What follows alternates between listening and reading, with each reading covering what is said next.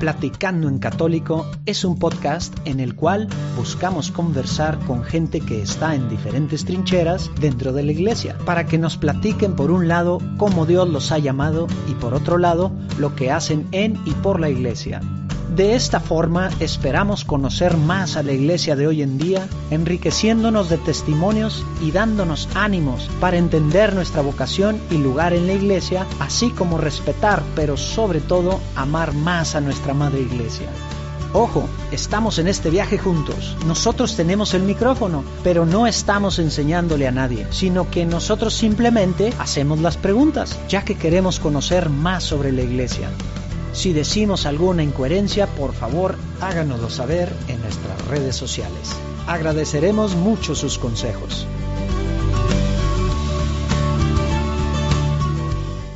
Bien, pues aquí les presentamos este nuevo episodio donde tuvimos oportunidad de platicar con Javier Lozano. Javier es un emprendedor mexicano que trae una, firma o característica social muy fuerte en lo que emprende, y pues realmente una persona brillante en lo que hace, muy devoto al Señor, muy seguro de lo que Dios le pide, de lo que quiere hacer, y pues también una persona común y corriente, un tipazo, una plática muy muy relajada. ¿Qué más podemos decir de él? O sea, a mí conocer a alguien así que, para empezar, estudió ingeniero físico industrial, que se supone que pues ya para eso pues necesitas un coeficiente intelectual, pues algo, luego MIT, y luego todo lo que está haciendo, bueno, lo que hizo en Tanzania, Sudáfrica, etcétera, como que siempre con un sentido social muy grande, y pues bueno, todo esto pues ha sido reconocido también, no nada más con la gente que está beneficiando, sino varias de las cosas con lo que está logrando hacer a nivel, digamos, pues ya empresario, con temas como Davos, etcétera, como que realmente es algo muy, varios premios que ha recibido, como que realmente ver que alguien católico que no oculta su fe, como que no es tan común, al menos no en nuestro país. Y él cómo vive su catolicismo personalmente, pero también en su negocio, que van a entender ahorita que no es un negocio tal cual, ¿verdad? Sino es una empresa social, que él nos explica qué es eso. Pero realmente, pues no sé, como que ver a gente católica viviendo su fe así hoy en día, pues da muchos ánimos, ¿no? Así es. Pues esperemos que lo disfruten. A nosotros nos encantó la plática y pues que Dios los bendiga. Ánimo.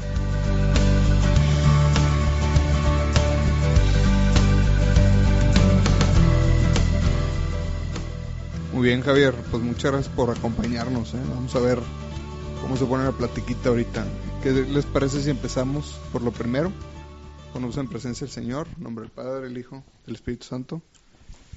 Padre, te pedimos, te invitamos a que nos acompañes. Aquí estamos más de 2 reunidos ante ti. Este espacio es tuyo y para ti, así que te pedimos que lo llenes, que nos acompañes, que ilumines esta conversación, y bendigas a Javier y bendigas a las personas que nos están escuchando. Te lo pedimos, Señor. Amén, Señor. El Padre, el Hijo y el Espíritu Santo. ¿Qué onda, Javier? Oye, pues gracias por aceptar la invitación. No tenía el gusto de conocerte, pero bueno, pues por aquí un amigo en común te convocó para que vinieras aquí a platicar con nosotros. ¿Cómo has estado?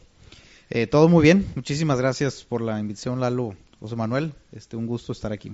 Gracias. Oye, pues empezamos. A ver, platícanos un poquito de ti, de dónde eres, qué estudiaste, tienes familia, etcétera, así digamos, el background básico.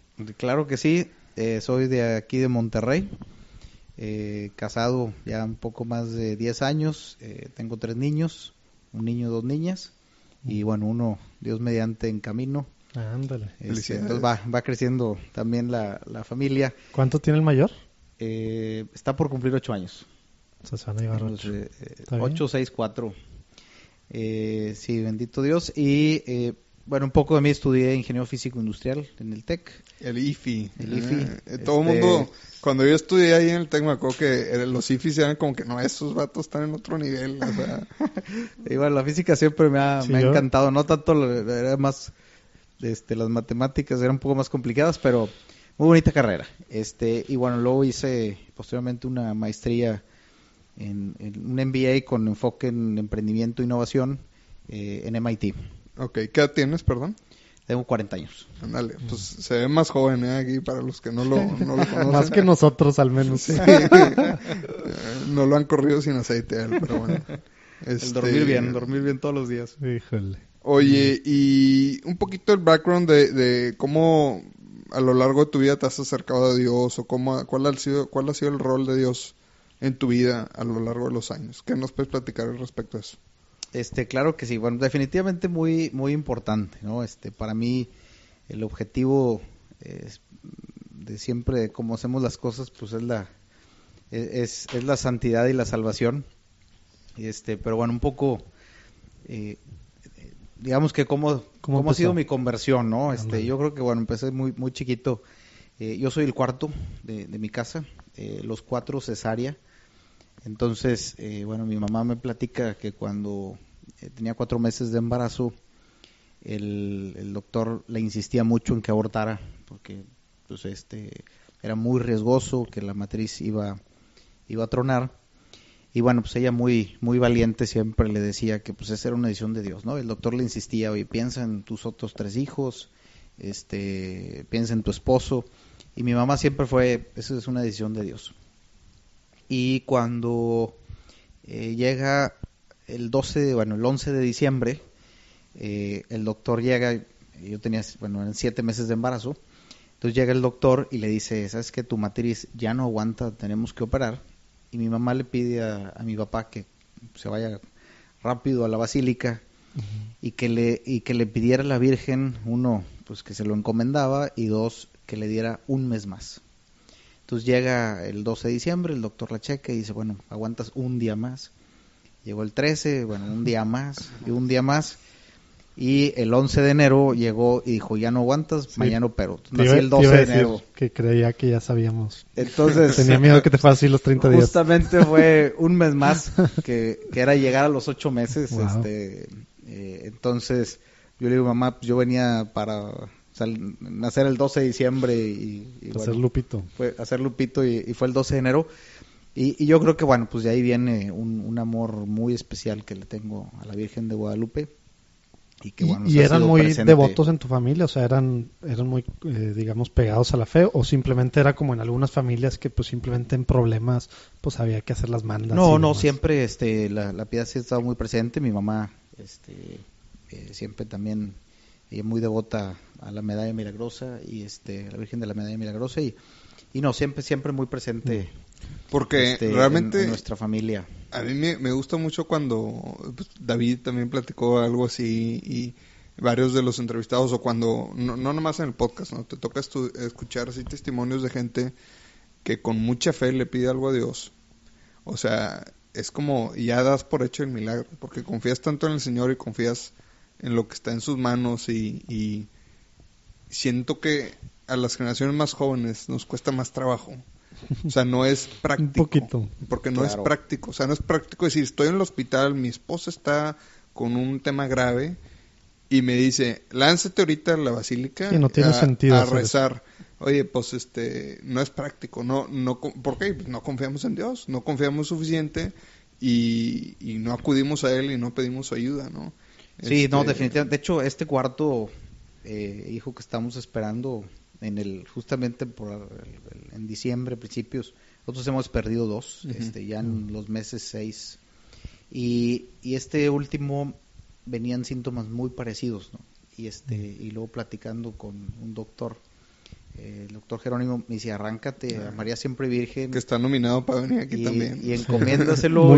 múltiple corrí y bueno, gracias a Dios, lo que parecía imposible, bueno, justo este sábado cumple los 7 meses, entonces ya la probabilidad de sí, ya es otra completamente. Pero ahorita que dices eso, bueno, mi abuelita en paz descanse, yo los martes comía con ella Y una vez estábamos platicando, sí me gustaba mucho que me platicara cómo era su niñez, etcétera, ¿no? Y es de las santitas, ¿no? Y una vez, yo le decía, abuelita, es que, o sea, como que trae este problema, y me decía, no, pues pónselo en manos de Dios. Y yo, pues sí, abuelita, pero se lo pones y yo sigo preocupado de cuál va a ser el desenlace, ¿no? Claro. Y me decía con una tranquilidad, no, pues ya está en manos de Dios. Entonces no me costaba mucho entenderlo, ¿no? Pues sí, pasarle la carga, es lo que nos dicen, así es, pero no lo entendemos. Una anécdota que me gusta compartir mucho es, bueno, hice la maestría en MIT, y en MIT aplican 6,000, seleccionan 380 para la maestría, ¿no? Y entonces de repente dices, oye, wow, pues no, pues qué a todo dar, ¿no? Y siempre digo, bueno, la verdad es que fue a mi abuelita la que me ayudó, y la anécdota es que, digo, claro, estudié muchísimo, presenté mucho el GMAT para tener un buen resultado, ahorita platicé un poco la experiencia que había vivido en la Tarahumara, etcétera, ¿no? Pero yo metí toda mi aplicación en octubre, en diciembre te invitan a una entrevista, esos 6,000 a 800 invitan a una entrevista, y de esos 800 eligen estos 380, 400, ¿no? Entonces, si no te invitan a la entrevista, pues no te van a seleccionar, ¿no? Entonces, recuerdo, llegué un martes con mi abuelita y le digo, ¿sabes qué, abuelita? Es que estoy muy triste porque ya me enteré que a otros de Monterrey ya invitaron a la entrevista y a mí no me invitaron. Y si no me invitaron, pues no me van a... No hay forma. Pues no hay forma de que pueda quedar en la maestría, ¿no? Y mi abuelita iba todos los días a misa de 5 ahí en San Juditas y me dice, no te preocupes, yo ahorita le pido San Juditas. Y yo, bueno, es que sí, abuelita, pero es un poco diferente, abuelita, ¿no? Pero bueno. Y y la sorpresa, regreso a mi oficina y a las 5:02 recibí un correo de MIT invitándome a la entrevista. Entonces, pues cuando me dicen, oye, claro, hice todo, por supuesto hay que hacer bien las cosas, ¿no? Y la aplicación muy bien hecha, etcétera. Pero si me dicen, bueno, ¿y cómo lograste irte a MIT? Pues mi abuelita y San Juditas. Qué padre.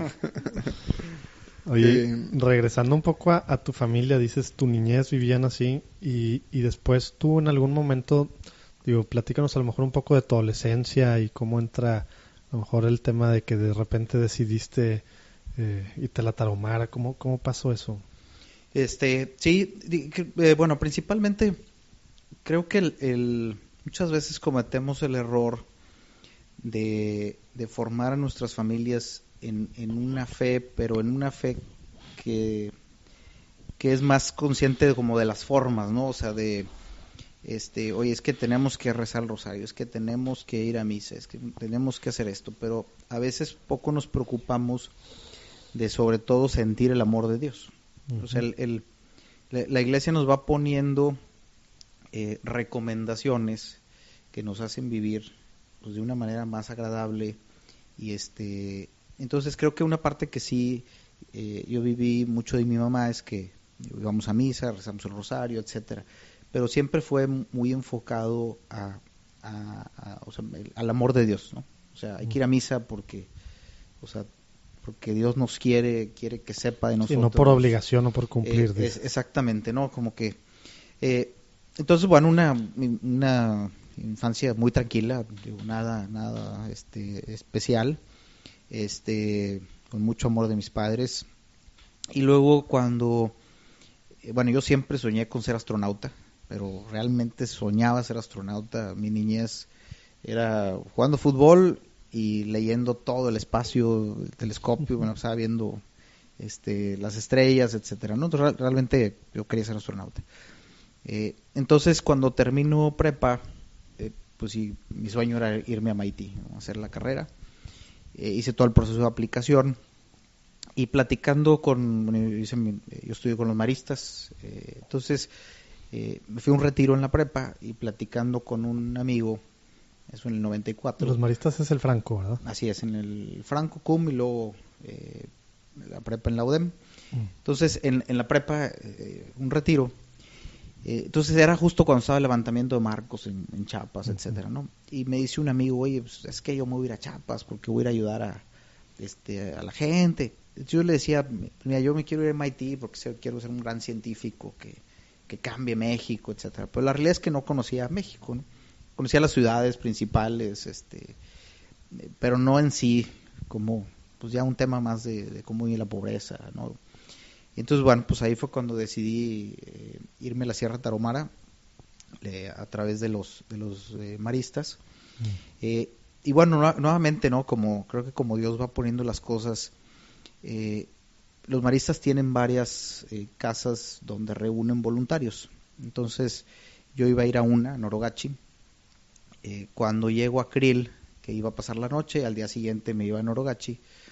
Pues de repente me dice como el hermano superior de la casa, me dice, no, tú vas a estar aquí en Krill. Y le digo, ¿y por qué? Pero pues que yo estoy en Norogachi. Y me dice, no, lo que pasa es que nos dijeron que tú vienes a formación para ser marista. Y le dije, no, yo vengo nomás a hacer voluntariado. Entonces, total, hubo una confusión enorme entre los maristas de la sierra. Ya te andaban ordenando. Y ya me andaban ordenando. Total, me quedo en Krill. Y todo el primer mes, pues digo, Krill es como si fuera Villa Santiago, o sea, no es nada como que, bueno, en no ese es a momento... lo que querías ir. Sí me disgusté un poco con mis papás, pues mi papá, bueno, el sueño de que me iré a MIT, de repente no, siempre no, me voy a la Tarahumara y entonces de repente acabé en un pueblo como Villa Santiago, que no tenía nada que ver con la sierra, los indígenas, y mi función era limpiar la casa, barrer, hacer la comida. Y entonces realmente se me salían las lágrimas y yo le decía a Dios, o sea, yo confié en que me estabas pidiendo algo y dejé ir a MIT, me peleé con mis papás y como que, ¿y vine a qué? ¿No? Y entonces eventualmente pues me dije, no, pues realmente no venía a esto y dije, pues ni modo, voy a aceptar como con humildad que me equivoqué y pues voy a regresar, ¿no? Y decía a mis papás, pues disculpen, me equivoqué y en mi rebeldía de irme a la Tarahumara, ¿no? Y entonces platico con el hermano superior y le digo, ¿sabes qué? Pues no es a lo que yo venía. Y me dice, oye, pues hay la posibilidad, hay una comunidad que le pertenece a los hermanos maristas que no tiene acompañamiento, si quieres tú puedes ir a hacer acompañamiento en esta comunidad. Entonces fue una comunidad que me tocó vivir solo, me encargaba de 5 comunidades y una experiencia increíble, y ya después luego me tocó empezar todo un programa, me llevé más de 500 alumnos de la UDEM, todo lo que la UDEM hizo en la Tarahumara me tocó iniciarlo, y ya después te das cuenta cómo Dios, o sea, en ese momento le reclamaba a Dios, ¿no? Y de que por qué lo hiciste, ¿no? Y luego te vas dando cuenta cómo Dios va teniendo sus caminos y te sorprende, siempre te sorprende con algo inimaginable, ¿no? Y duraste un año ahí. Sí, estuve poco más de un año. Posteriormente un par de amigos fueron a visitarme, luego empezamos ahí un pequeño proyecto de vámonos en Semana Santa, vámonos en verano, y luego la UDEM me pidió, ellos querían hacer todo un programa de desarrollo ahí, y bueno, pues hubo gente que se fue una semana, otros un mes, otros 6 meses, hubo algunos que se quedaron hasta 3 años, y lo dirigí ese proyecto por 10 años hasta que luego ya me fui a la maestría. Ok, o sea, estuviste dirigiendo el proyecto ya inclusive cuando entraste a la carrera y ya graduado. Sí, yo regresé. Estabas en el TEC lo más cercano, lo más cercano a ser astronauta era ser IFI, entonces claro. Pues ya mi papá dijo, no, ya no voy a pagar nada de aplicaciones, etcétera, y bueno, una carrera espectacular. Sí, yo pasaba en las mañanas en el TEC en mi carrera y en las tardes en la UDEM dirigiendo todo lo de Tarahumara. El verano cuando llegaba, entonces ahí ahorré y me compré una pick-up 4x4 y yo nomás esperaba salir de clases para llenar la pick-up ahí de cosas y me metía un mes y medio en la sierra. Órale. Entonces sí, hasta inclusive ya cuando trabajaba, ahorita también platico un poco más de eso, casi como mi condición era, oye, mira, yo aquí voy a echarle todas las ganas, los indicadores van a estar impecables, pero dame oportunidad de 2-3 semanas al año. Oye, pero te gradúas de IFI y ¿de qué trabajas? O sea... yo terminé de IFI. O sea, ¿qué tipo de funciones hacías? De que yo también tengo esa duda, ¿qué hacen los IFIs? Bueno, yo terminé y luego empecé a trabajar bueno, era IMSALUM, era todo lo de grupo IMSA que no era de acero, que tenía las empresas de plásticos, de cuprum, de aluminios. Ajá. y trabajé primero como jefe de planeación estratégica y luego como gerente de mejora continua. Entonces, por muchos años dirigí toda la parte de Six Sigma, como Master Black Belt. La carrera pues te enseña a resolver problemas complejos. Sí, entonces los tienes tanto en banca de inversión como en mejora continua. La mitad yo me fui más por la parte aplicada, otra mitad de la carrera se va pues a física teórica, ¿no? Esos son los que sí, mi respeto. Oye, entonces luego te vas a MIT y platícanos un poquito ahí también, o sea, desde el punto de vista tu relación con Dios o qué aprendiste allá, qué nos quieres compartir. Bueno, yo creo que uno va madurando en la fe y para mí primero, pues era inimaginable estar en MIT, ¿no? Y el agradecimiento profundo, o sea, decir cómo Dios me puso aquí de una... Tu abuelita y San Juditas. Con mi abuelita y San Juditas, ¿no?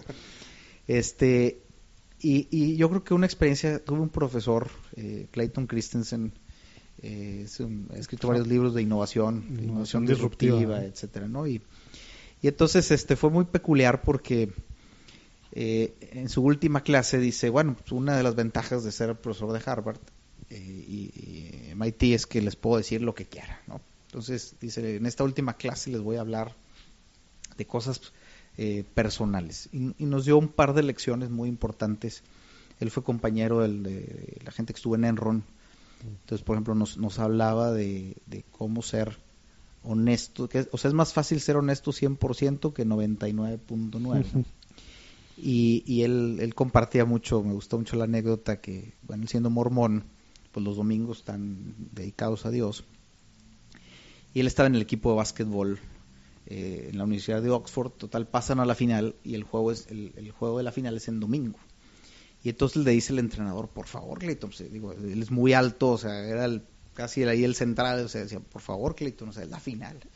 Nada más en esta vez, o sea, acepta jugar, ¿no? Y total le dijo, bueno, está bien. Después se arrepintió y decía, pues estoy incómodo, o sea, pues no, prefiero no hacerlo, ¿no? Y la reflexión que tuvo ahí es, ¿qué pasa si le hubiera dicho al coach que sí? Pues me hubiera dicho, si ya lo hiciste una vez, pues ándale, ¿qué son 2 veces, no? Y tú dices muchas veces lo que nos pasa en la ética, en los negocios, es que dices, híjole, al cabo una vez. Y ya después es muy difícil justificar por qué no una segunda vez, ¿no? Entonces, bueno, nos decía esa parte, ¿no? Pero otra parte que me gustó mucho es que dice, cuando él terminó su maestría en Harvard, él hizo la MBA, carrera en Oxford y maestría en Harvard, que a mí me pasaba en ese momento, yo iba hacia mi segundo año de maestría y siempre empiezas, ¿qué vas a hacer, no? Y empiezas a platicar con mucha gente y ya iba trayendo estas ideas de clínicas del azúcar. Y entonces él nos decía, el futuro se decide de rodillas. Dice, siempre le andamos preguntando a todo mundo, cuando al que realmente hay que preguntarle, pues es a Dios. Y sobre todo, no es, porque muchas veces decimos, no, es que, ¿dónde somos felices? Y él decía, no, tú te arrodillas y dices, ¿dónde me necesitas? Y puede ser que no sea en el lugar donde vas a ser feliz, sino donde Dios te necesita, ¿no? Entonces, eso estuvo, para mí me gustó mucho. Regresé entonces con mi esposa y le dije, tienes razón. Yo le estaba preguntando a un chorro de amigos y empresarios, oye, es que ¿qué hago después de la maestría? Y dije, al final lo que tenemos que hacer pues es arrodillarnos y decirle a Dios en dónde nos necesitas. Oye, Javier, un tantito para atrás, te casaste, entonces te fuiste casado. Pero ajá, durante carrera que estabas tú con el tema de los tarahumaras y después ya trabajando en IMSA y bueno, antes de irte a la maestría, ¿aquí estabas en algún grupo o simplemente tu apostolado era los tarahumaras y vivías, respirabas para allá? ¿Cómo vivías esa parte y cómo fue el tema también de casarte y en familia, ver, o sea, Dios dónde estaba en toda esa parte? Yo creo que bueno, me gusta mucho participar en distintas iniciativas. Realmente mi fuerte, donde Dios me pedía, hay cosas que Dios te te pide ayudar, otras simplemente participar, otras liderear. La parte pues de Tarahumara quizá era más donde me pedía un poquito más liderear. Siempre me ha gustado apoyar si puedo otro tipo, manteniendo yo un balance. Yo quizá mi vida siempre ha sido sobre 3, sobre la misa diaria, sobre el rosario también las veces que más puedo diariamente, se me complica un poco más a veces, y en su momento la parte de Tarahumara. Yo creo que eso fue lo que fue formando mucho de lo que posteriormente también. O sea, eso es lo que hacías tú en tu día a día desde carrera, hacías eso y lo seguías haciendo después. Sí, así es. Y te casaste y siguiste haciéndolo, y con tu esposa pues viste que querías una familia similar, ¿o cómo estuvo esa parte? Sí, bueno, tengo también la bendición de tener una esposa fabulosa. Bueno, un hobby que yo tengo me gusta mucho leer vida de santos. Desde muy chiquito y me encanta leer sobre los santos. Ahorita nos recomiendas algunos. Y luego leer mucho sobre las revelaciones que Dios ha hecho. Y te encuentras como, o sea, Dios da cualidades tan diferentes. Y la ventaja de los santos es que hay uno para cada quien. O sea, tú dices, no, es que yo quiero a alguien que sea muy... Oye, pues está San Ignacio. Oye, es que yo quiero otro que sea más... Está Santa Teresa. Siempre hay uno con el que te identificas, ¿no? Y puedes pedir su apoyo y protección, su intercesión. Sí. Entonces siempre el ir conociendo la diversidad, los retos que pasaron cada uno de ellos y cómo Dios fue actuando en sus vidas, y que inclusive muchos de ellos pues ni se imaginaban, ¿no? O sea, es donde Dios te sorprende y a veces yo creo que hoy los jóvenes tienen mucho miedo al futuro, porque si tú sueñas en grande, pero dices, ¿cómo le voy a hacer? O sea, no suma. O sea, si yo quisiera, oye, clínicas del azúcar, vamos a hacer tantas clínicas y vamos a crecer, y veo mis fuerzas y mi inteligencia, pues me apanico. O sea, digo, no da.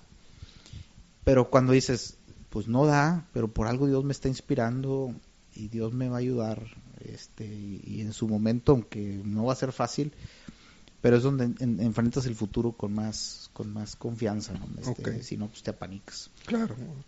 Pues sí, confiar en él, ¿no? Y a veces como que, oye, pues tú me lo estás pidiendo, pues ponme los medios, ábreme las puertas que me necesitas abrir. Sí, y siempre te los pones, o no hay ni la menor duda. Oye, y entonces ahora sí, así en resumen concreto, ¿qué es Clínicas del Azúcar? Ya que sacaste el tema. Clínicas del Azúcar es una empresa social, que es una empresa social, bueno, son clínicas de atención para personas con diabetes, hipertensión. Somos en una red de clínicas, somos ya los más grandes de México, y aunque, bueno, nuestro principal enfoque ha sido cómo hacer que cada vez cueste menos. O sea, en la injusticia que hay en el tema de salud es que si tienes dinero puedes tener una atención especializada muy buena, y en el caso de diabetes tu probabilidad de complicaciones es menos del 4%, pero si no tienes dinero no puedes acceder a una atención especializada y tu probabilidad de complicaciones sube hasta el 60%. Entonces wow. El dinero es un predictor de tus complicaciones. Entonces para mí esa es la injusticia y eso es lo que estamos tratando de resolver, y lo estamos tratando de resolver, pues no, he hecho fundaciones, he hecho empresas, y en este entonces lo que dijimos es, pues más que si cuesta 20,000 pesos al año atenderse la diabetes y la gente puede pagar 5,000, pues en lugar de buscar donativos de 15,000 y que la gente pague 5,000, nuestro objetivo era cómo ser el McDonald's, o sea, cómo nos quebramos la cabeza, cómo metemos mucha tecnología para lograr que cada vez cueste menos, y eso hace que la gente pueda tener acceso. Y eso es una cosa que yo aprendí en Tarahumara, que para hacer el bien hay que hacerlo bien. O sea, no nada más es llegar y decir, quiero llegar a los tarahumaras. Si no hay una innovación, si no hay algo que cambie las condiciones, pues realmente no es de buenas intenciones, ¿no? Entonces, tiene que haber innovación, tiene que haber tecnología atrás para que entonces la gente pueda acceder a un servicio de calidad. Entonces, bueno, eso es lo que hacemos. Hoy tenemos 12 clínicas. ¿Cuándo empezaste? Empezamos en el 2010. ¿Lo definiste como una empresa social? Una empresa social porque mis socios son fundaciones, y nuestro principal objetivo es que más gente se pueda atender. O sea, en lugar de decir preferimos menos pacientes y cobrar más y ganar más, nosotros preferimos decir, y todo el que ha invertido con nosotros, un poco el tema es, aquí probablemente tengas una rentabilidad mucho menor, pero porque nuestro principal objetivo es que más gente se pueda atender. O sea, nosotros es cada vez un precio menor para que tengamos más acceso. O sea, literal una SA con socios que estás tú, digamos, y están fundaciones, tal cual. Así es. Entonces, eso es muy innovador también en ese sentido, porque normalmente la fundación es, oye, doy un donativo, uh-huh, o tienes el inversionista que quiere rentabilidad muy alta. Y entonces es un tema de decirle a la fundación, mira, ponme el capital para hacer las clínicas, voy a lograr ser eficiente y pues te lo puedo regresar, no sé con cuánto retorno, pero si te lo puedo regresar y tú puedes seguir ayudando con ese dinero, pues fabuloso. Pero sí, nunca comprometemos el impacto social, o sea, siempre, si tenemos que ser más pacientes, si tenemos que ganar menos, siempre va primero antes que el retorno social. ¿Y empezaste así? O sea, ¿empezaste con las fundaciones o dijiste, pues lo tengo que armar y luego los voy convenciendo? Me da mucha curiosidad esa parte. No, desde el inicio. O sea, se aventaron contigo. ¿Tú ya habías visto el modelo en algún otro país o algo? No, o sea, un hobby tuyo es leer de la vida de los santos y otro es romper paradigmas, básicamente. No, bueno, mira, yo creo que es que mira, por ejemplo, cuando hacía el tema de Tarahumara, realmente yo nunca quise crear un programa, ¿no? Simplemente pues fueron unos amigos de que, oye, vamos a la Tarahumara, llévanos a la Tarahumara, y pues vamos, y luego, oye, pues luego les dijeron amigos de amigos, y yo creo que también muchas de las cosas que Dios te va inspirando no son ruidosas, o sea, no es así de, oye, pues es que voy a conquistar el mundo, ¿no? En el caso de clínicas, yo me voy a la maestría realmente sin saber qué iba a hacer, o sea, yo dije, voy a la maestría, voy a disfrutar, ¿y qué vas a hacer cuando te gradúes? Pues no sé. Y entonces, como hobby, bueno, cuando tú estás en MIT, puedes tomar la mitad de tus clases en Harvard, y pues en la Tarahumara lo que sucede, regresando a Tarahumara, es que cuando la gente se enferma, los doctores van cada 2 meses. Entonces, si tú te enfermas, pues tienes 2 opciones: o caminas 8 horas o esperas a que el doctor venga. Entonces, muchas de las complicaciones en salud que tiene la gente no es porque son muy complejas, sino porque se complican por el tiempo. Pues se complican por el tiempo, ¿no? Y luego pues, dices, bueno, pues que caminen 8 horas, pero pues, si tienes calentura o te sientes muy débil, fatigado, pues caminar las 8 horas. Normalmente la gente dice, no, me voy a acostar a ver si me recupero. Entonces, yo estaba en MIT y empecé de hobby a tomar clases en la Escuela de Salud Pública de Harvard en el tema de cómo la tecnología ayuda en el tema de salud. Yo decía, bueno, si yo cuando estaba en Grupo IMSS hacía softwares muy sofisticados, modelos matemáticos que ayudaban a eficientar el transporte, etcétera. Yo decía, bueno, ¿por qué no hacer un kiosco donde a través de modelos matemáticos la gente pueda poner sus síntomas y el mismo computador les pueda dar una recomendación de camina 8 horas porque te vas a morir o una especie como de predicción, ¿no?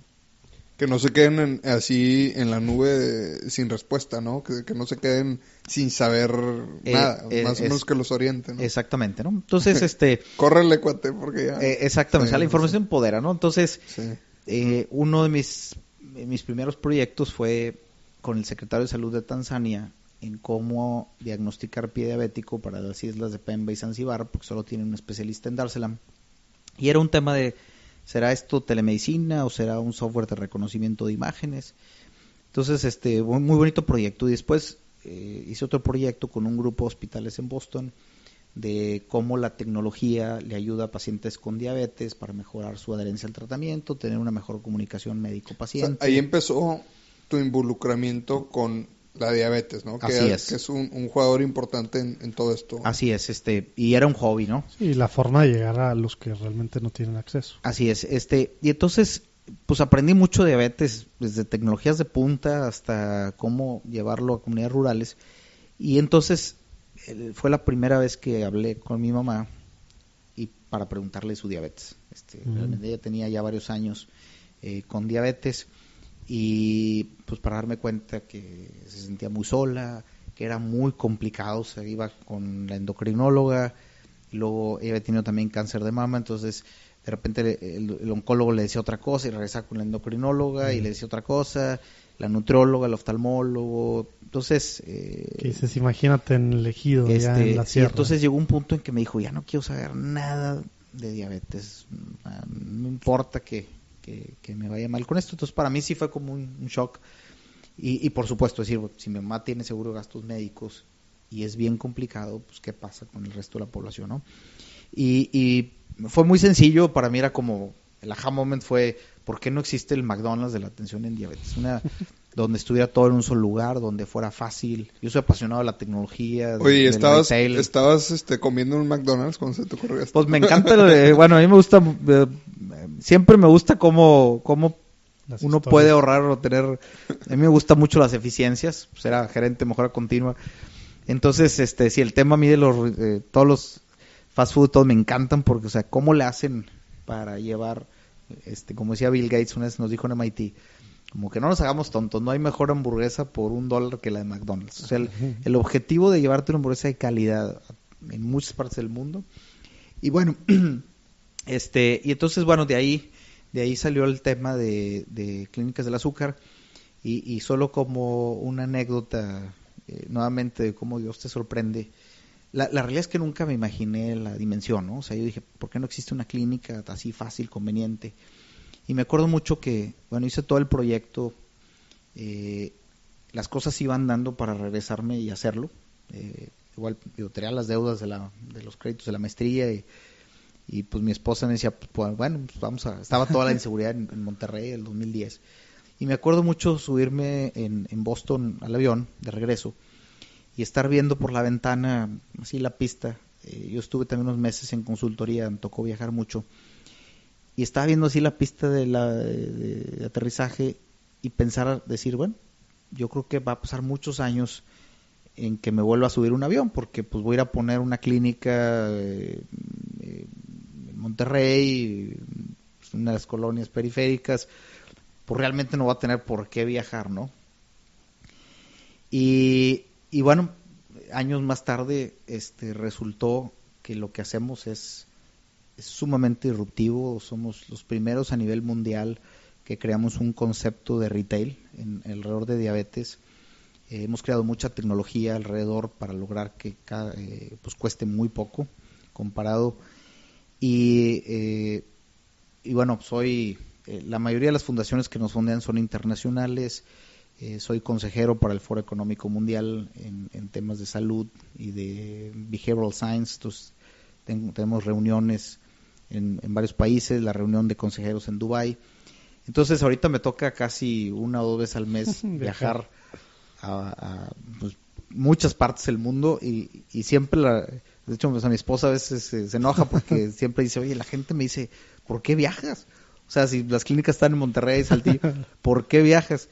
Y siempre pues, también le digo, cómo Dios te sorprende, o sea... inimaginable. Cada vez que aterrizo en Dubái a la junta de consejo, digo, o sea, cómo Dios te pone o sea, inimaginable que pudiera estar en ¿Y están tratando de replicarlo en otro lado del mundo o algo así? Sí, bueno, hemos tenido de más de 25 países peticiones. Es algo complejo, es muy complejo. En México también nos han querido replicado más de 10 clínicas. Pero eso, pues bueno, es una mezcla de mucha tecnología. O sea, todas están entonces innovación. En Monterrey y Saltillo. Sí, ahorita estamos en Monterrey y Saltillo. Estamos en un par de semanas por abrir en Torreón. Y en un par de meses también entramos a Guadalajara. Oye, y tengo curiosidad, tu fe, digamos, nos vas a platicar un poquito de tu rutina o tus costumbres de día a día respecto a tu fe y cómo impactan dentro del día a día de Clínicas del Azúcar. Muy buena pregunta. Bueno, definitivamente siempre, en mi caso, bueno, la misa diaria es muy, muy importante. Yo creo que como impacta en la organización, pudiera resumirlo de 2 maneras. Uno, sí soy muy explícito de que los seres humanos no somos como submarinos, ¿no? Que vamos a misa el domingo, haz de cuenta, sales a la superficie, abres la capota y haz de cuenta que respiras y de repente, bueno, pues la cierras y el domingo, órale, y o sea, realmente somos seres, o sea, no somos empresarios de lunes a viernes, sociales el sábado y espirituales el domingo, realmente somos empresarios sociales y espirituales de lunes a domingo, ¿no? Y a veces que estoy en misa y se me ocurre una idea de clínicas, y a veces estoy en clínicas y pues agradeces, o haces una pequeña oración, ¿no? Entonces realmente somos muy integrales, ¿no? Entonces, una cosa que siempre me gusta mucho poner en la empresa es esa libertad de decirle a la gente, la fe es importante.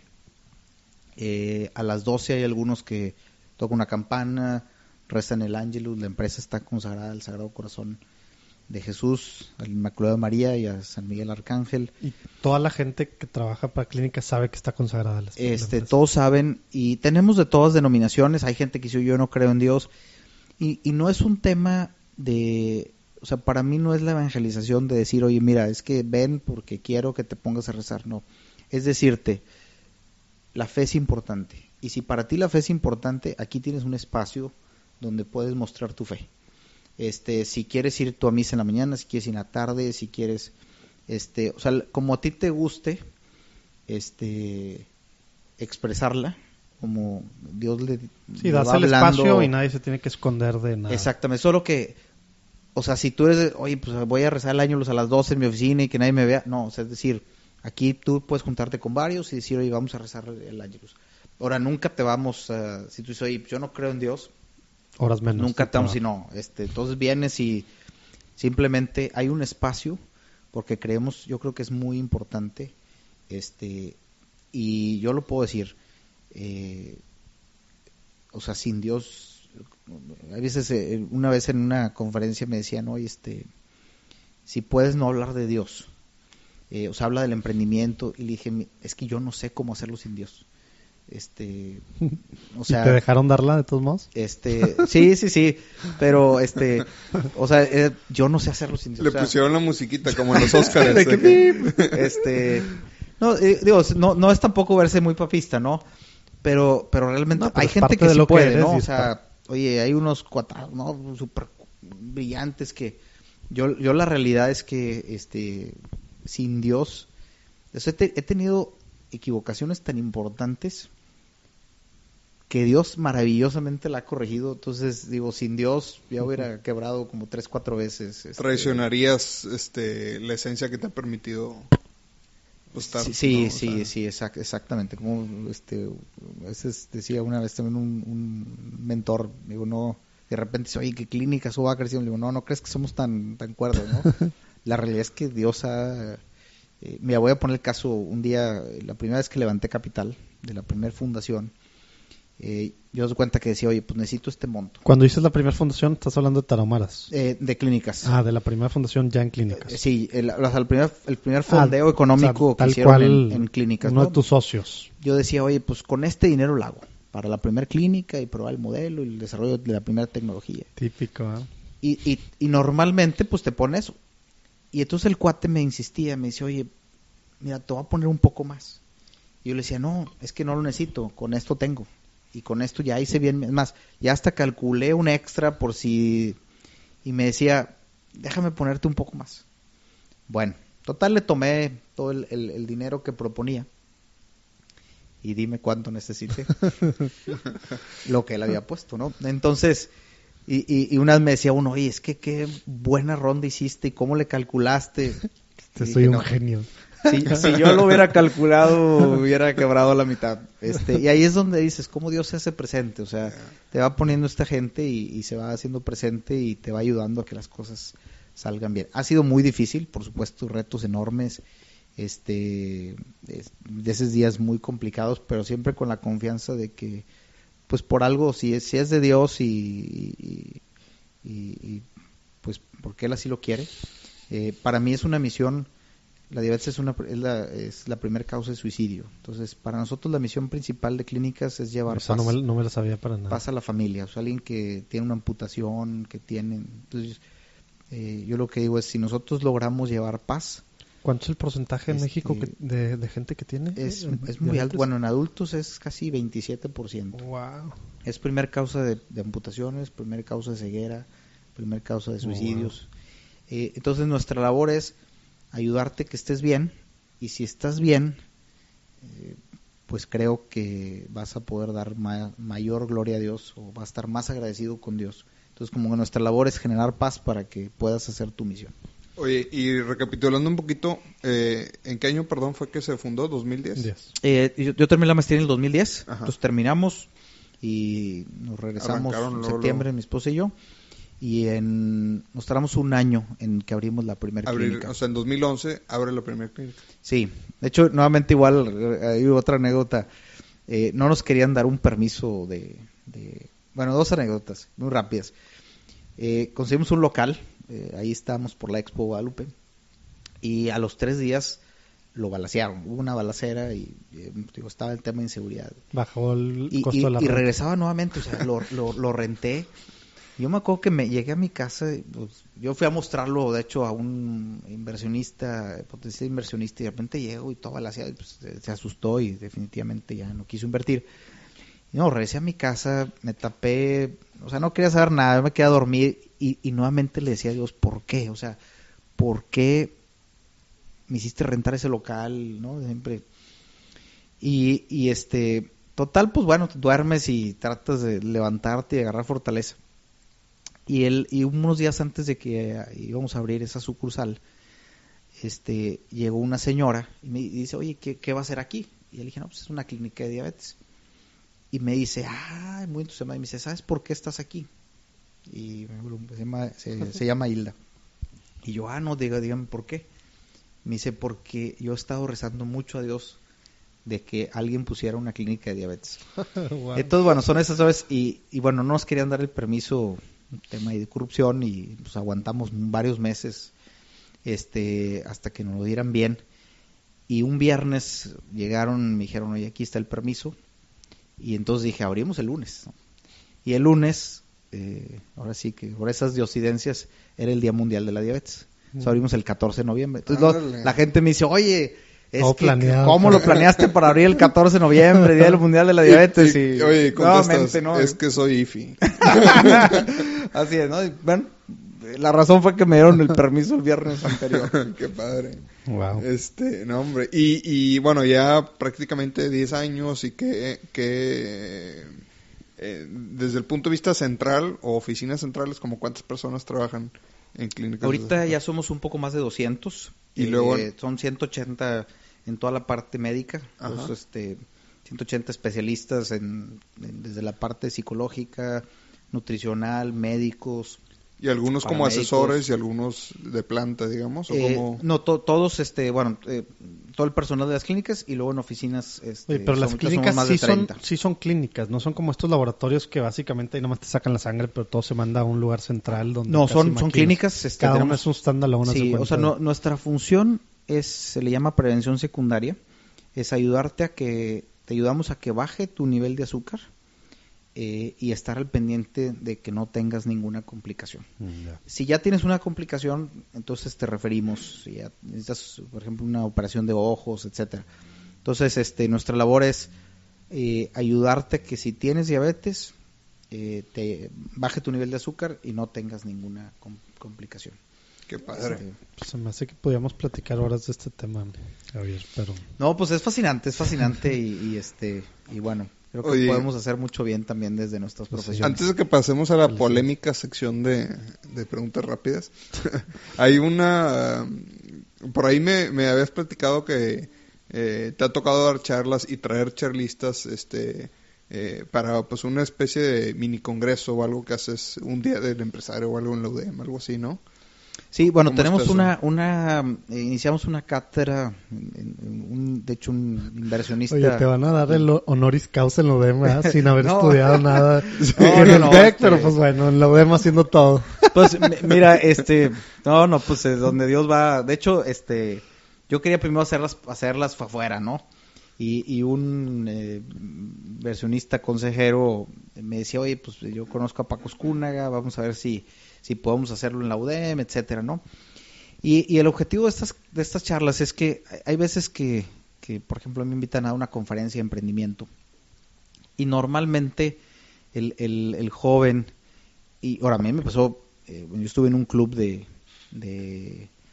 pues el club, como el club cristiano, era de todas las denominaciones cristianas, y nos traían en MIT, dices. En MIT, y uno a veces dice, oye, es que MIT es la ciencia, y todo lo contrario, o sea, MIT dice, o sea, la fe es muy importante, y muchos de los inventos vienen de gente que tuvo una sensibilidad, un problema, o sea, pareciera que cuando decimos cómo se mezcla la ciencia con la fe, y está mucho más relacionada de lo que nosotros pensamos, ¿no? Entonces, bueno, ahí en MIT nos traían empresarios, directores de empresas, y era de cómo vivían su fe. Y a mí me gustó mucho porque, pues, ves... No nada más en su vida personal. Así es.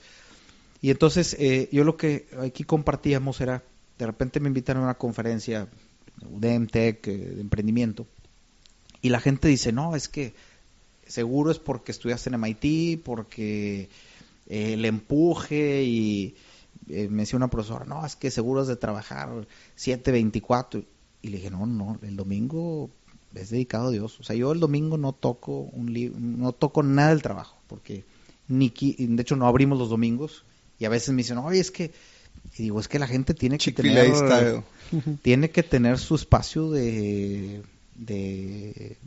Dios y de la familia, ¿no? Y entonces estas cátedras empezaron a decir, conocemos grandes empresarios y vemos esa parte, ¿no? Haz de cuenta que lo ponemos como si fuera Elon Musk, ¿no? Es que eso es lo que hace.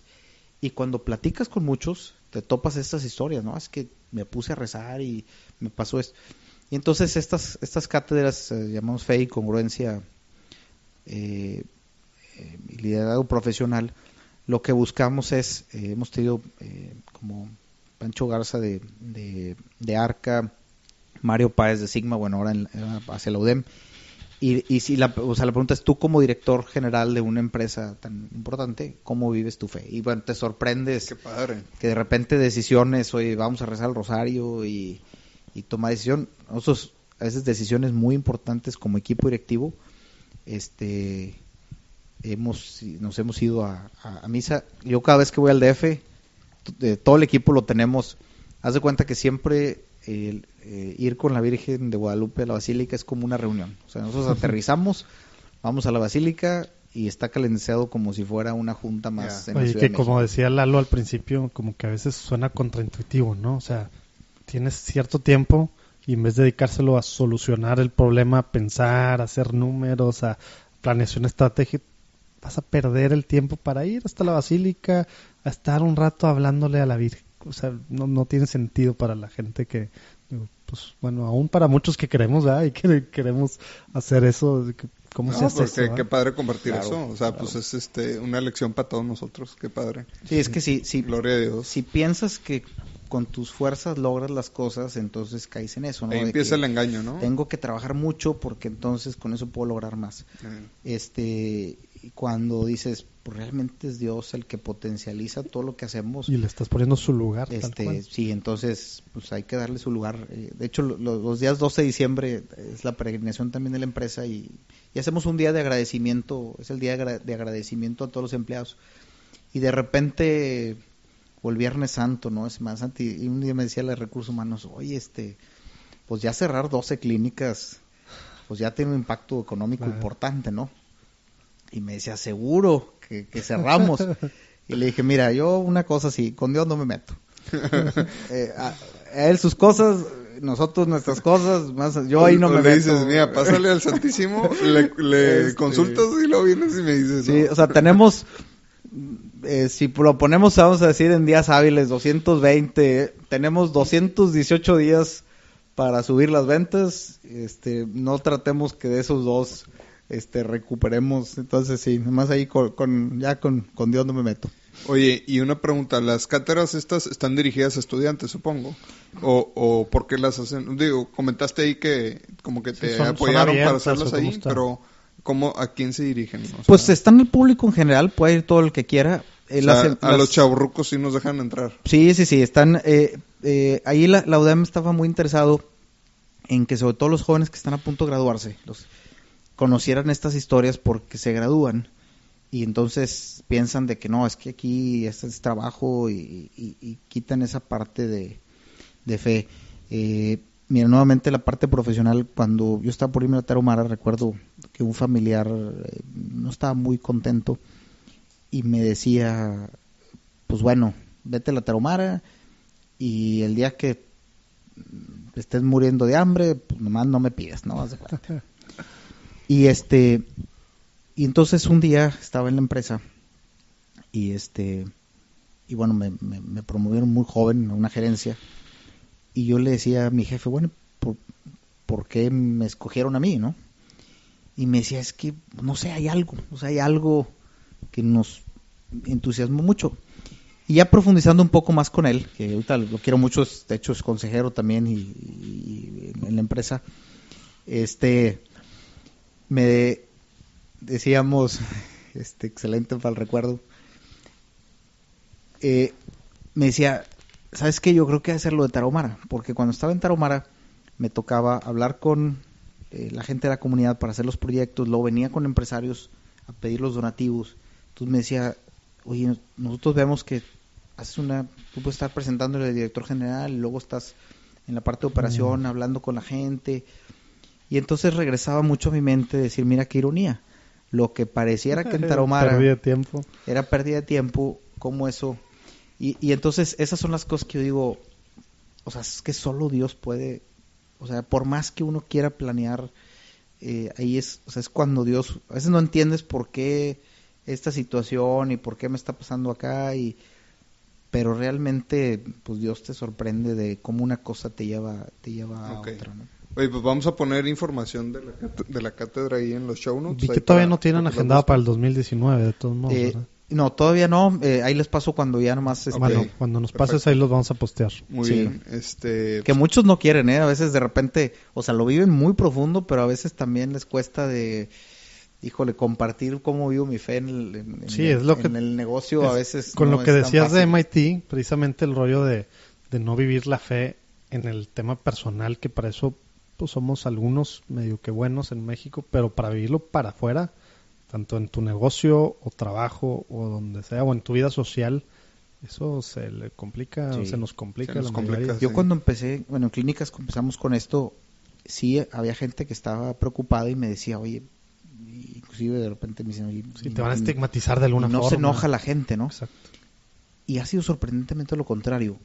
La gente me ha buscado y me ha decir, qué bonito que puedo vivir mi fe. Entonces nos sorprende, a veces nos da miedo, pero realmente somos humanos todos. Al final todos deseamos lo mismo, tenemos nuestras preocupaciones, rezamos cuando tenemos estas angustias y entonces al final empatizamos mucho y la gente lo valora mucho. Qué padre. Oye, pues ahora sí, la polémica sección de las preguntas. La idea es que contestes así a bote pronto, lo primero que se te ocurra. Lo único polémico es que nunca rápida. no te den miedo los miedos. No, hombre, estoy bromeando. Le pongo yo polémico nada más ahí por echar carrilla. A ver, déjame le pregunto a mi esposa. Oye, ¿qué necesitamos hacer? Vamos a poner como ejemplo los laicos, ¿no? ¿Qué necesitamos hacer nosotros como iglesia en México hoy en día? Algo así que no estemos haciendo que haga falta. Debemos de compartir el amor de Dios. La gente no nos ve con el amor de Dios. Cuando la gente vea el amor que Dios nos tiene y que valoramos ese amor, que eso se pega, o sea, eso se contagia. Entonces nos hace falta inclusive a nosotros mismos poder realmente vivir y sentir el amor de Dios. Qué padre. ¿Por qué? Oye, voy a agregar aquí. Platicaste que uno de tus hobbies principales es lo de la vida de santos. Para alguien que esté empezando apenas a leer o que no conozca mucho de santos, ¿qué libro le recomendarías tú de la vida de algún santo? Tú que has leído, me imagino que cientos. Sí. Hay un libro muy bonito, chiquito, muy práctico, se llama Introducción a la vida devota, de San Francisco de Sales. Este libro, su prima, se llama Filomena, le pide muchos consejos continuamente. Oye, ¿qué hago aquí? ¿Qué hago acá? Entonces, entonces es como que toda la recopilación de recomendaciones. Por ejemplo, una vez dice, oye, pues ir a una fiesta, ¿es bueno o malo? ¿No? Y entonces esa pregunta le hace. Y él dice, no. Bueno, mientras no cometas ningún pecado, pues es neutro. Pero dice, piensa que mientras tú estás festejando, hay alguien que está enfermo, hay alguna religiosa que está enfrente del Santísimo, entonces dice, no estarás de repente desaprovechando tu tiempo. Entonces da muy buenas reflexiones, muy prácticas y muy simples, de cómo, o sea, la introducción a la vida devota no es de religiosos, sino como laicos, cómo es tener una vida en devoción. Entonces ese es un librito así muy chiquito, de hecho hasta el PDF está en internet y así lo pueden bajar. Ahí lo ponemos en los show notes. Ok. Oye, ¿y algún tip práctico que le puedas, fíjate, retomando la línea de lo que nos recomendaste ahorita, alguien que quiere ser devoto, que quiere pues fijarse esa meta de ser santo hoy en día, ¿qué tip práctico le pudieras dar que a ti te ha servido? El que quiera saber los de San Francisco de Sales va a leer ese libro, y el que quiera saber de los de Javier, ¿qué recomienda para alguien hoy en día 2019? Mira, yo creo que, bueno, definitivamente el rezo del rosario es fundamental, ¿no? Porque tiene varias gracias el rosario. Por ejemplo, el quitarte el apego a lo material es una de las gracias del rezo del rosario.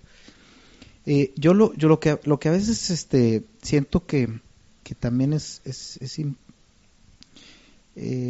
sucede en la actualidad es que somos tibios, y cuando tienes tibieza, bueno, ni reflejas correctamente la fe, ni tú te llenas y te fortaleces de la fe.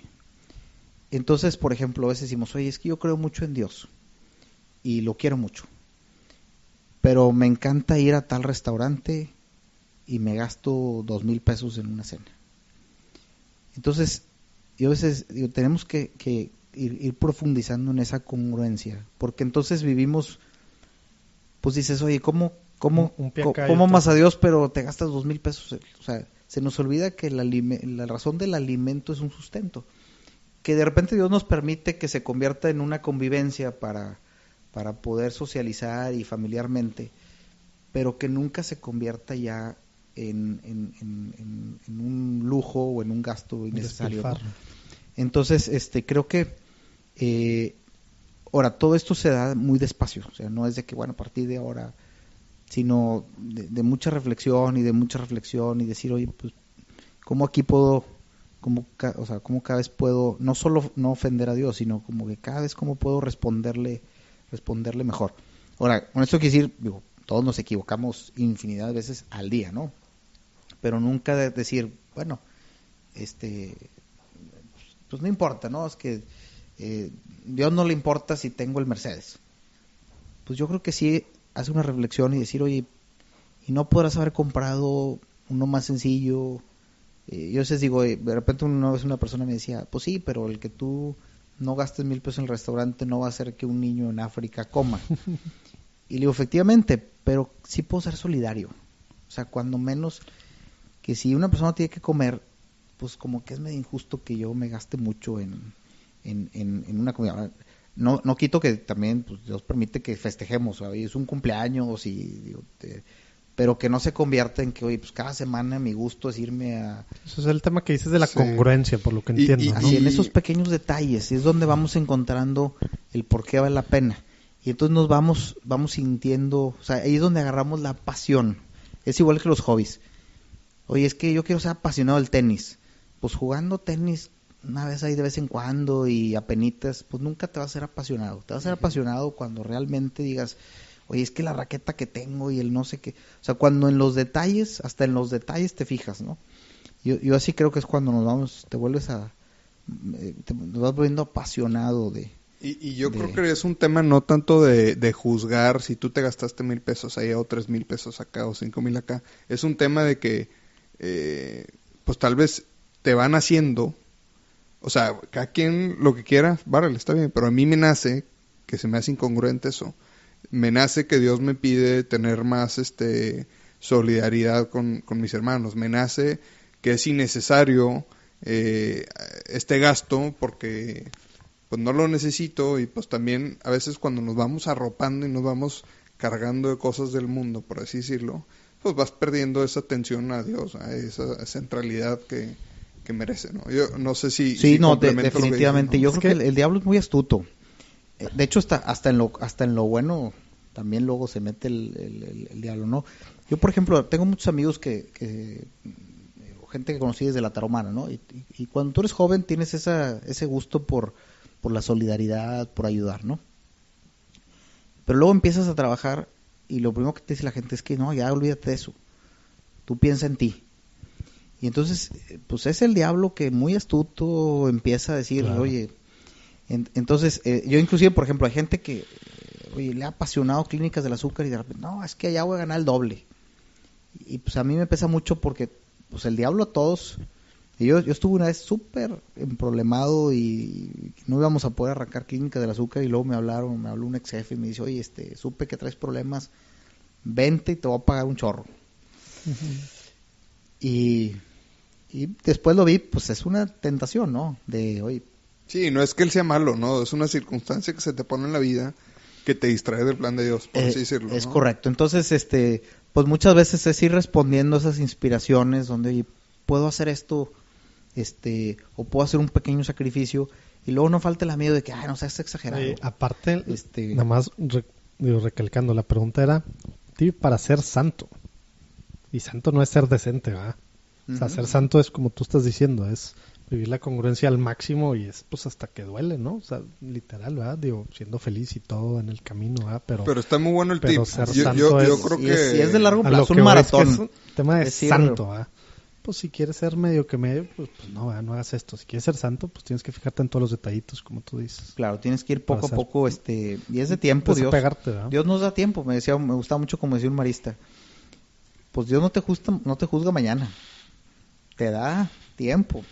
Entonces es ir poco a poco creciendo las virtudes. Oye, a veces de broma decimos, no sé, regresando a un retiro o algo, no, hombre, que nos agarre ahorita. Sí. Bueno, hay un librito muy bueno de María Sima. Ella dedicó su vida a interceder por las almas del purgatorio, y le hacen una entrevista a un reportero de mucho lo que las almas le han dicho del purgatorio. Es muy chiquito, se llama Sáquenos de aquí, que es toda la petición que le hacían las almas del purgatorio. Muy bueno, y preguntas muy comunes así de, oye, ¿qué te han dicho las almas de esto y qué te han dicho las almas de aquello? Y bueno, parte de una recomendación que dice María Sima es... Ya vi que está el PDF también. Sí, ahí está. Y una de las recomendaciones que dice María Sima es una novena de Santa Brígida. Entonces es una que se reza por un año. Y bueno, pues como la del Sagrado Corazón los viernes de 9 meses te ayuda un poco a garantizar ahí que lo que dice mucho las promesas es que te va a Dios dar un conocimiento unos días antes de tu muerte para que puedas tener un profundo arrepentimiento. Entonces, bueno, ahí también es otro tip de la novena de Santa Brígida. Hasta hay una app ahí para que vas haciendo el tracking de cómo la vas rezando. Oye, pero sí, muchos de los tips que nos han dicho los entrevistados o con los que platicamos, ¿verdad? No me gusta decir la entrevista, es pues sí, de la oración parte todo. En este caso tú das particularmente el ejemplo del rosario, ¿no? Y la misa, por supuesto. Pero digo, las gracias que derraman a partir de estar en ese contacto continuo con Dios, ¿no? Muy padre. Muy bien. Oye, pues ya para cerrar, ¿hay algo que te gustaría agregar? Vamos a poner información, pues, de felicidades por la empresa, muy padre todo lo que hacen de Clínicas del Azúcar. Ahí tienen su website clínicasdelazúcar.com, ahí lo van a ver en los show notes. También de la cátedra, algo más que te gustaría agregar, algún comentario. Sí, bueno, yo creo que yo agregaría, mira, hay un tema, siendo consejero del Foro Económico, pues esto va para muchos jóvenes. Sorprendentemente, bueno, en el Foro Económico y en la reunión que hay en Davos, se reúnen los 2,000, 3,000 empresarios más importantes del mundo, ¿no? Yo le digo a mi esposa, yo soy el 2,999, nada más para darme un poco de dignidad que hay uno abajo de mí, ¿no? Pero bueno, puro empresario muy, muy cuerda. Y lo que me ha sorprendido es que en los últimos años el grado de angustia y ansiedad del grupo es enorme. De hecho, hasta ya el foro está reconociendo como un tema importante la depresión, la angustia que está viviendo los integrantes del Foro Económico. Y tú dices, son los 3,000 personas más ricas del mundo. ¿Y cómo tienen una angustia tan grande? Pues y entonces, porque estamos hablando de que no, es que la inteligencia artificial y todos los trabajos que se van a perder por la automatización. Y yo diría, pues deberían estar preocupados pues los obreros. Pero ¿cómo estás preocupado alguien que tiene $3 billones, ¿no? Y entonces, a partir de ahí, he hecho una reflexión importante y algo que me gustaría compartir es el futuro. Yo soy muy optimista del futuro. La tecnología solo se transforma. Como antes había gente con diablitos repartiendo secciones amarillas, ahorita están arriba de una moto de Uber y al rato, o sea, realmente las tecnologías solo se van a ir transformando.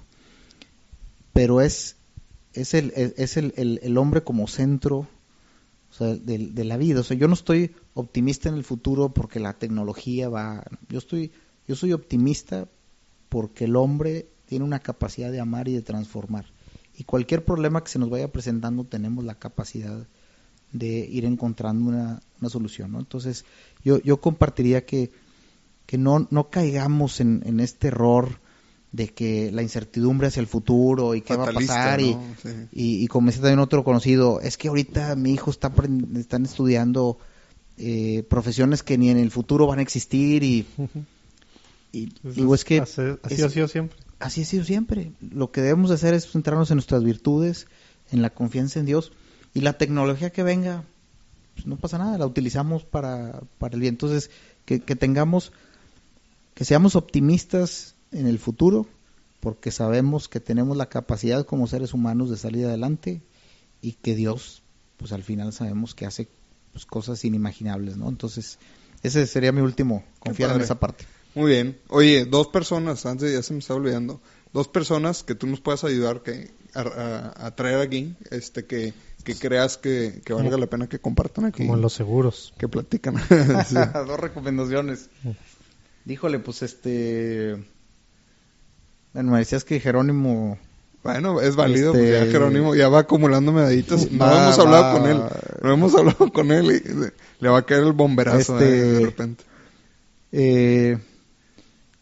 Pues bueno, tengo varias dentro de por ejemplo que están en mi consejo, otra persona, Jorge Luis Ramos, que llevó la dirección general de cervecería, también muy todo su testimonio de cómo mezcla la parte de dirección y cómo Dios también ha sido importante en su vida. Y bueno, déjame pensar ahí un poco más y bueno, también a ver si no creas que te vas a escapar, ¿eh? Sí, no, ahí te voy a estar hostigando. Muy bien. Bueno, pues muchas gracias. Oye, muy interesante la plática. Gracias por venir y aceptar la invitación. A los que nos están escuchando, pues les mandamos un saludo afectuoso y les damos gracias por estarnos aguantando este proyectito que traemos.